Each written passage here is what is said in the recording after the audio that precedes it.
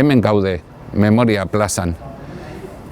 Egon ziren kotxe guztiek hemen aparkatute, La Komertzial eraikin eta La Literaria eraikin artien, topagune bat sortu zen. Irakasle, ikasle eta langileen arteko elkartzeko leku polit bat eukiteko hemen plazan. Baina baita historiari keinu bat eginez, hemen idatzi zen testu bat da guretzat importantia dela. Eta horrela dio, unibertsitatearen mende bat baino gehiagoko historian zehar, bertako hormen barruen zein kanpoan indarkeriaren eta giza eskubideen biktima izan diren guztien oroimenez.